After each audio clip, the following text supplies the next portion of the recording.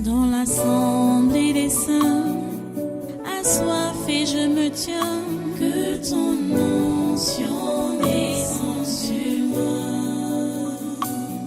Conscient que mon destin est dans le creux de ta main, que ton onction descende sur moi. Je suis disposé, assoiffé, que ton onction descende sur moi. Je suis disposé, assoiffé,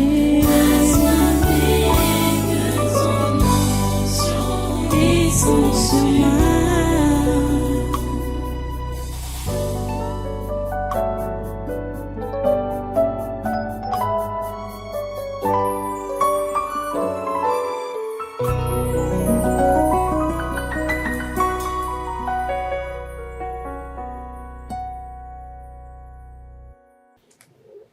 Alléluia.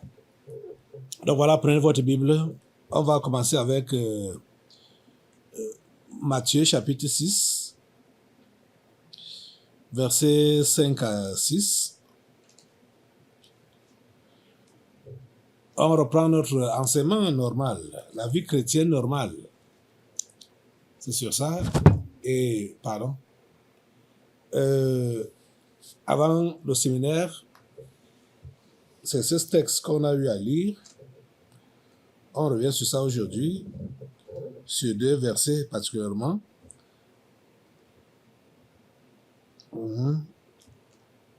Matthieu 6, versets 5 à 6, qui disent donc, « Lorsque vous priez, ne soyez pas comme les hypocrites qui aiment à prier debout dans les synagogues et au coin des rues, pour être vus des hommes. Je vous le dis en vérité, ils reçoivent leur récompense. Mais quand tu pries, entre dans ta chambre, ferme ta porte et prie ton Père qui est là dans le lieu secret, et ton Père qui voit dans le secret te le rendra. » Prions le Seigneur. Dieu, 3 fois saint, nous te remercions pour ta parole. Nous te remercions pour tes instructions que tu ne cesses de nous donner. S'il te plaît, donne à tes enfants encore aujourd'hui des oreilles de disciples afin de comprendre ta parole et de l'appliquer. Oh Dieu, s'il te plaît, fais-le. Au nom puissant de Jésus, j'ai prié. Amen. Prenez place en cette présence. Une fois de plus, soyez les bienvenus au Congrès du Surnaturel en ce jour. C'est le 8 mai 2025. Donc nous continuons avec l'enseignement sur la vie chrétienne normale. Et ce que nous sommes en train de voir, c'est que toi, qui dis donc que tu es enfant de Dieu, tu ne dois pas être... tu ne dois pas faire comme les religieux. Tu ne dois pas être religieux. La religion et les religieux aiment faire les choses en apparence pour que les gens voient. Vous savez que beaucoup de gens ne savent pas faire la différence entre la religion et le christianisme ou bien la chrétienté. Il y a beaucoup de choses que le chef de l'État, le président Paul Biya, a parlé sur la religion. J'ai ces citations. On m'a envoyé certaines de ces citations, ici là, parlant de religion.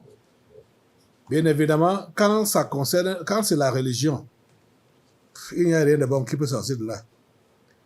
C'est pour cela que, malgré toutes ces paroles que le chef de l'État a eu à dire, ça n'affecte personne. Ok, voilà, il y a... Voilà un ici. Il a dit par exemple, l'expression religieuse doit contribuer réellement à cette œuvre de salut national.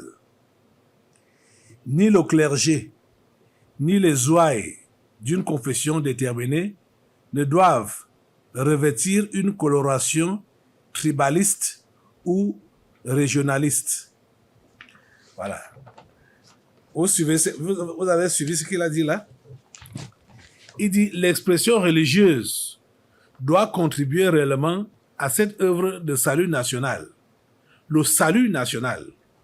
Ni le clergé, ni les ouailles d'une confession déterminée ne doivent revêtir une coloration tribaliste ou régionaliste. Vous voyez ce qu'il dit là? Cela ne se vérifie pas dans les religions qu'il y a ici au Cameroun. Toutes les religions, la religion catholique, les religions protestantes, toute qualité de protestants, ils font exactement le contraire. C'est comme si le chef de l'État avait déjà remarqué que c'est comme ça que ça se passe. Qu'il y a le tribalisme, il y a le régionalisme qui se passe dans les religions. Il a remarqué ça, certainement. Parce que lui-même est en boulot. Il y a l'EPC, par exemple. Il y a l'EPC, c'est chez le boulot que ça a été plus basé. L'EPC boulot, il y a l'EPC des Bassa, il y a le presbytérien des anglophones. Qui n'est... Oh mon Dieu. Donc, ici au Cameroun, monsieur le chef de l'État, tes propos-ci ne s'appliquent pas. Parce que les religions ici au Cameroun font ça. Il y a des messes dans des messes ou des cultes dans des langues régionales ou tribales. Vous voyez, ce n'est pas pour tout le monde. Vous vous rendez compte que vous n'êtes pas à l'ouest, vous n'êtes pas à Fumban, mais vous allez, il y a une église évangélique ici là à Yaoundé, mais on va vous dire paroisse de Bamoun. On va vous dire, ça se passe comme ça. Les Bamoun ont leur paroisse, les Ewondo ont, les Ewondo ne sont même pas beaucoup dans les évangéliques. Les Ewondo, ça, chez eux là-bas, c'est le catholicisme. Et c'est comme ça. Les Ewondo sont catholiques. Vous allez voir rarement Ewondo protestants. C'est rare. C'est rare. Rarissime vraiment, que tu vas voir un Ewondo protestant. Donc, le chef d'État, lui, il pense que il disait quelque chose quand il racontait ce qu'il a dit ici, que l'expression religieuse doit contribuer réellement à cette œuvre de salut national. Ni le clergé, ni les ouailles d'une confession déterminée ne doivent revêtir une coloration tribaliste ou régionaliste. Ou c'est parce qu'il avait remarqué que c'était comme ça qu'il exhortait donc à ce que ça ne soit pas, que ça ne continue pas de cette façon-là. Vous voyez, c'est rare de voir des églises comme la nôtre-ci, le Tabernacle de la Liberté, qui est même d'ailleurs l'église de tous les peuples. C'est rare de voir des églises comme celle-ci, où les fidèles sont en majorité des gens d'autres tribus, d'autres régions, alors que le dirigeant principal n'est pas des leurs. C'est rare de voir des églises comme ça. On sait que quand une église a pour pasteur même dans ce qu'on appelle des éveillés là, hein, ou pentecôtistes, on voit que quand une église a donc un dirigeant, Bassa, la majorité de ses fidèles sont des Bassa. Quand il est Bamileke, la majorité de ses fidèles sont des Bamileke. Quand il est Boulou, la majorité de ses fidèles sont des Boulou. C'est comme ça qu'on remarque ici au Cameroun. Ça se passe, c'est comme ça que ça se passe. S'il est Ewondo, la majorité de ses fidèles sont Ewondo. S'il est Eton, la majorité de ses fidèles sont Eton. Mais ce n'est pas le cas au Tabernacle de la Liberté. Donc, réellement, ce n'est que le Tabernacle de la Liberté qui peut répondre à l'aspiration du chef de l'État. Qui bizarrement, c'est le Tabernacle de la Liberté ou le responsable du Tabernacle de la Liberté qui a été accusé de tribaliste. Ça y est. En fait, qu'est-ce que je veux dire? Je veux dire que le chef de l'État ne sait pas faire la différence entre la religion et la vraie chrétienté. La religion ne sauve pas. La religion ne peut pas sauver. Et les religieux ne peuvent même pas écouter ces conseils qu'il a donnés. Il a parlé, il y a beaucoup de citations. Comme a envoyé là des citations du chef de l'État autour de la religion. Il a dit par exemple, les chairs de nos églises, de nos temples et de nos mosquées doivent servir des lieux sacrés d'appel à la solidarité nationale. Mais ce n'est pas ça qui est fait. Ce n'est pas ça qui est fait. Puisque ces gens ne connaissent pas Dieu. Parce que c'est réellement la religion qu'ils font. Et ils n'ont que faire de la solidarité nationale. Ils n'ont que faire de ça. C'est pour cela qu'eux, ils travaillent. Comprenez? La religion est la fille aînée de la franc-maçonnerie. La religion est en train de contribuer au travail de la franc-maçonnerie. La religion fait dormir les consciences. La religion fait dormir les consciences.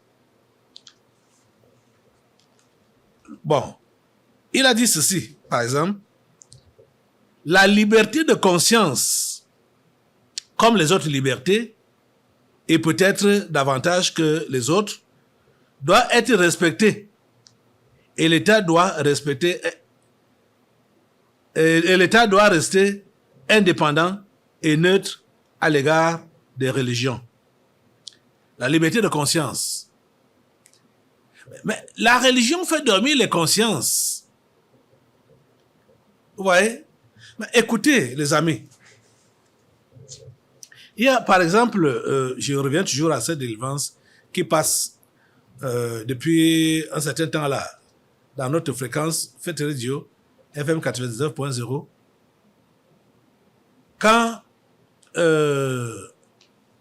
la grand-mère, c'est-à-dire la grand-mère de cette fille qui a été délivrée, cette petite fille qui a été délivrée, oui, cette fille qui a été délivrée, sa grand-mère, pourquoi est-ce que, bon, je dis sa grand-mère, elle a deux grand-mères. La grand-mère peut dire indirecte parce que sa mère était issue d'une jumelle. Et c'est les jumelles. C'est l'une des jumelles qui est donc sa grand-mère. C'est l'une des jumelles qui la possédait en tant que sa grand-mère. Et l'autre grand-mère qui était donc véritablement la mère de sa mère, c'est elle qui a trouvé le Christ, qui a trouvé Jésus vers la fin de ses jours.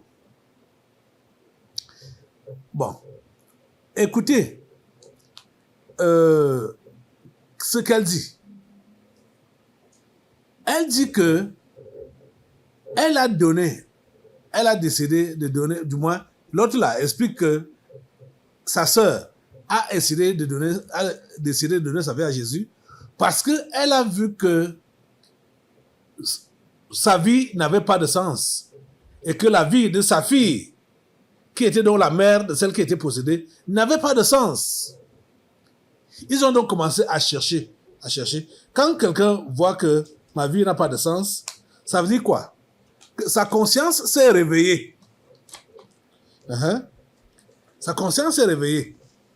Mais c'est étonnant de voir que plusieurs, leur conscience ne se réveille pas. Mais qu'est-ce qui se passe au juste? Comme les membres du gouvernement, par exemple. Mais comment est-ce que, quand on vous a intégré dans les loges, dans les sectes là, les conditions qu'on vous a imposées, vous pratiquez, vous mettez ces choses-là en pratique, mais ça ne donne pas. Vous n'avez pas la paix intérieure. Votre conscience n'est pas tranquille, mais vous persévérez à pratiquer ces choses-là. Qu'est-ce qui ne va pas avec vous autres? Parce que c'est que certains d'entre vous, vous m'écoutez souvent. Qu'est-ce qui se passe avec vous? Pourquoi vous ne pouvez pas revenir en vous-même pour dire, mais qu'est-ce que ça me donne? Cette secte, cette loge, qu'est-ce que ça me donne? Je dois chercher la vraie vie. Je dois chercher la vraie liberté. Je dois chercher le vrai bonheur. Vous n'êtes pas prêt à le faire. Vous persévérez dans le mal. Vous persévérez, dans le mal, vous persévérez dans la méchanceté. Vous n'êtes pas prêt à aider les autres s'ils n'ont pas adhéré à votre secte. Vous voyez? Je me demande, bon, je comprends. En tout cas, c'est parce que vous avez tué votre conscience. Il y a certains qui ont carrément tué leur conscience. Mais quand je peux me rappeler de cette maman, la grand-mère donc de cette fille dont je parle là, elle a vu que sa vie ne donnait pas, la vie de ses enfants ne donnait pas, ça ne donnait pas, ça n'avait pas de sens. Elle a commencé à chercher la délivrance. Ils ont parcouru d'église en église, d'église en église, d'église en église. Et pendant qu'ils faisaient ça, le démon de la franc-maçonnerie était content parce qu'il n'avait pas encore trouvé le bon endroit. Quand ils sont venus ici, au tabernacle de la liberté, c'est là qu'elle a été délivrée. Mais, écoutez très bien, quand Dieu l'a sauvée, Dieu a pris soin de l'enlever en même temps. Elle n'a pas mis long avec nous ici. En même temps, elle a été enlevée. Donc, je vais te dire, toi, si réellement tu connais les profondeurs de Satan, ne crains pas de mourir après avoir donné ta vie à Jésus, parce que tu ne meurs pas. Tu rejoins ton Dieu.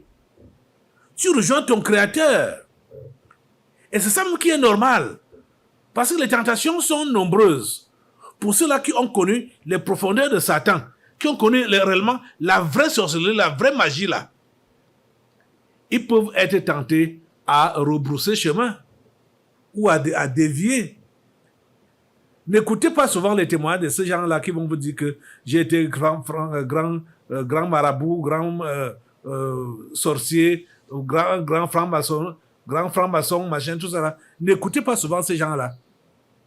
Parce que cette maman qui est venue se convertir ici, au tabernacle de la liberté, il y a 13 ans aujourd'hui, 12 ou 13 ans, il y a quelque chose de comme 12 ou 13 ans aujourd'hui.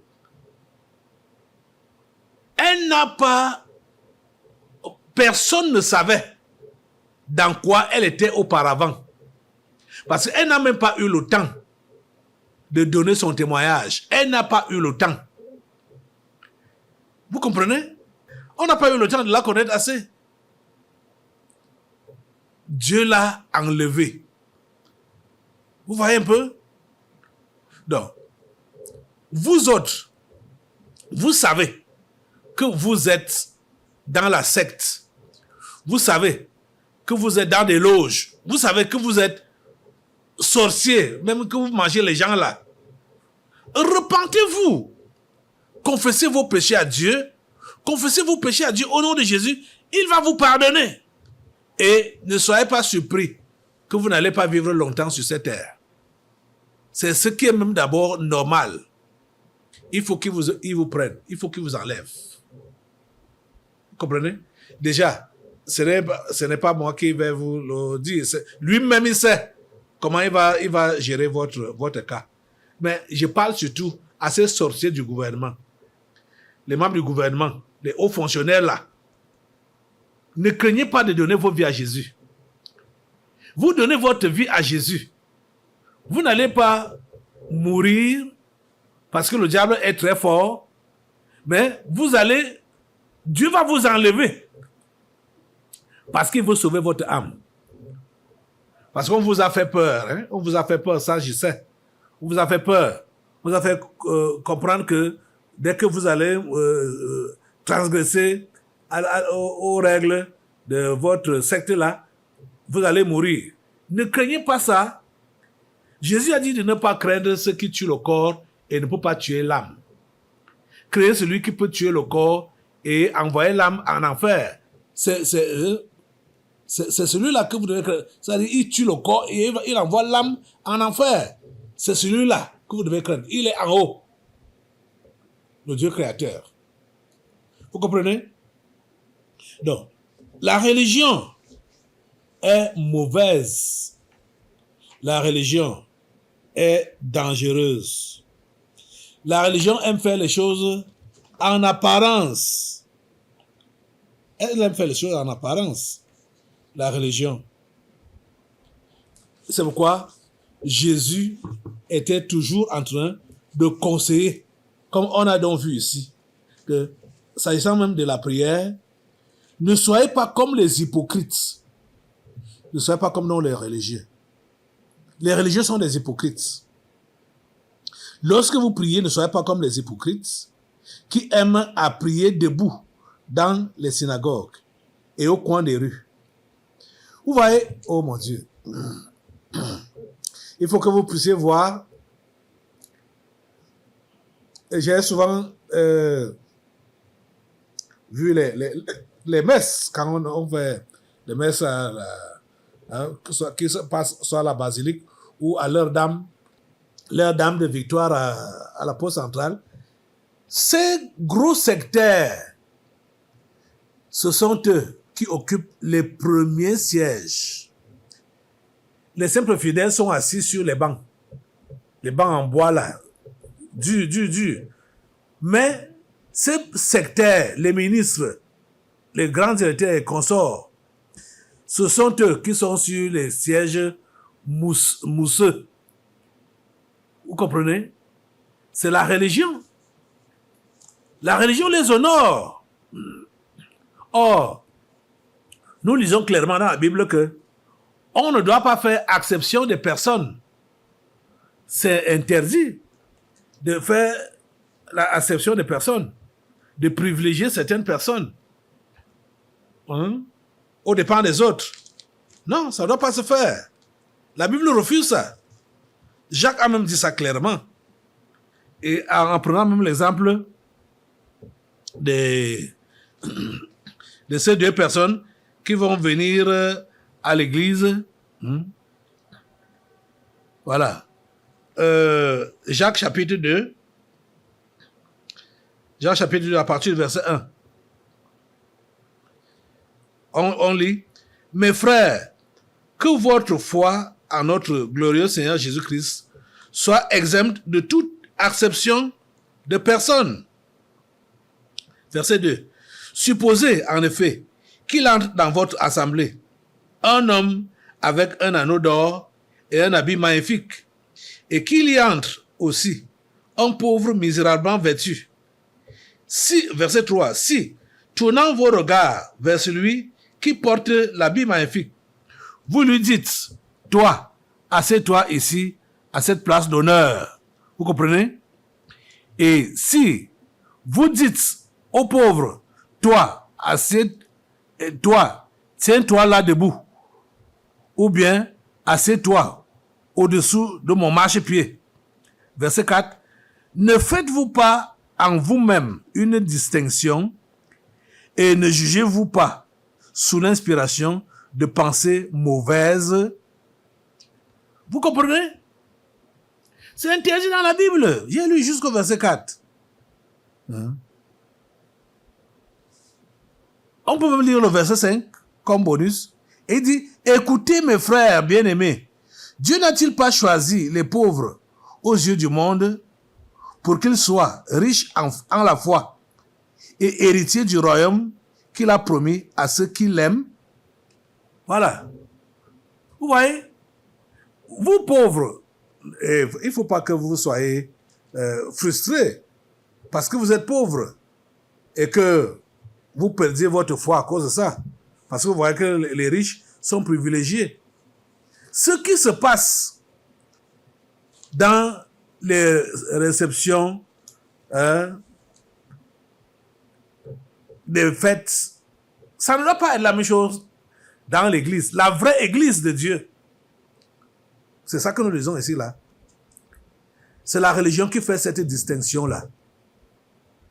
Il y a la place des pauvres et il y a la place des riches. Les riches sont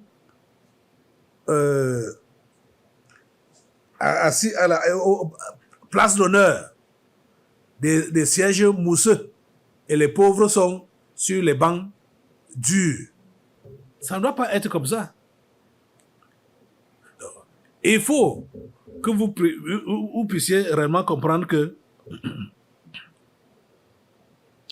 ce qui se passe à l'heure actuelle dans ce que vous appelez église là dehors, c'est ça qui est c'est la religion et c'est de l'hypocrisie qui se passe là-bas.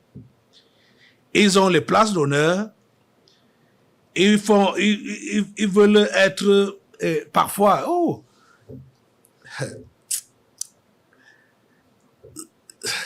ces gens-là, surtout les femmes exagèrent avec l'histoire là. Les femmes, quand peut-être c'est une grande dame là-bas, elle sait que sa place est devant, à côté du célébrant, c'est-à-dire du pasteur ou bien du prêtre. Elle va entrer au fond de l'église, au fond de la salle, avec ces hauts talons-là. Commencer à casser le sol. Depuis là-bas, au fond, pour venir s'asseoir devant. Tous les yeux se tournent comme ça pour la regarder. Elle s'assoit alors. C'est que tout le monde m'a vu. C'est la religion. C'est la religion. Ça ne donne rien. Si vous vous êtes converti et vous avez encore cette tendance-là, que les gens doivent vous voir quand vous entrez à l'église, que les gens doivent vous voir comment vous priez, vous démontrer comment vous priez, vous avez encore l'esprit de la religion. Vous devez vous en débarrasser parce que ça va vous perdre. Vous ne serez pas récompensé par Dieu. La récompense que vous aurez, ce sera la malédiction. Parce que ce que vous faites là, ce n'est pas pour Dieu que vous faites ça. On ne se moque pas de Dieu. Ce qu'un homme aura semé, il le moissonnera aussi. Tu as compris ça? L'esprit de religion, tu dois t'en débarrasser définitivement. Au nom de Jésus. Lève-toi pour la prière. Seigneur notre Dieu, je vais te recommander tous ces bien-aimés et te demander, Père Saint, de pouvoir les aider à se débarrasser de l'esprit de religion. C'est souvent subtil, la religion. C'est subtil. Mais je prie, Seigneur, que tu permettes à ce que chacun reste en éveil et ne se laisse pas envahir par l'esprit de la religion. Au nom puissant de Jésus, j'ai prié. Amen. Asseyez-vous. Nous allons maintenant passer aux délivrances prophétiques. Dans l'assemblée des saints, assoiffé je me tiens, que ton onction descende sur moi. Conscient que mon destin est dans le creux de ta main, que ton onction descende sur moi. Je suis